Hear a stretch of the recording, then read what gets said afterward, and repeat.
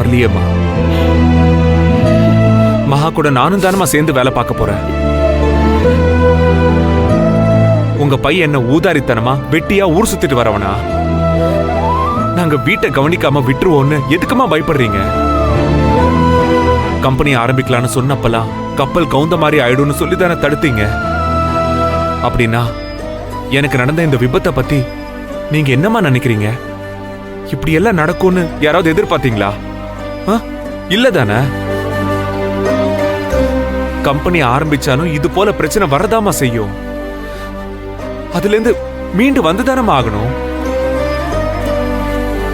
நீங்க எல்லாருமே மலிச்சு போய் நின்னப்போ மகாதான் அதிரடியா காரியத்துல இறங்கி நகையை வித்து பணத்தை ரெடி பண்ணி என்ன காப்பாத்திருக்கா.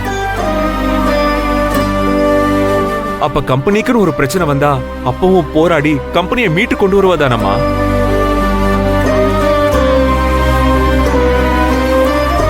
அம்மா, எதையுமே சமாளிக்கிற சக்தி மகாவுக்கு இருக்குமா.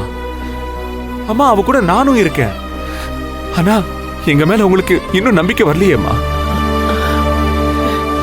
அன்னைக்கு நான் கேட்டப்போவே வீட்டு பத்திரத்தை கொடுத்திருந்தா கம்பெனியை சந்தோஷமா ஆரம்பிச்சிருக்கலாம்.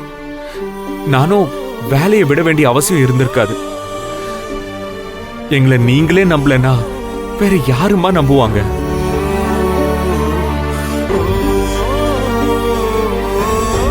அம்மா, உங்களை சங்கடப்படுத்தவோ இல்ல அழ வைக்கவோ நான் இதை சொல்லல. ஆனா இப்போவாவது நீங்க எங்களை புரிஞ்சுக்கணும்.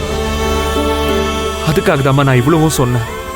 ஆமா செல்வம், உன்னை காப்பாத்துறதுக்கு நாங்கள்லாம் என்ன பண்ணிட்டோம்? கோவப்பட்டோம், அழுதோம்.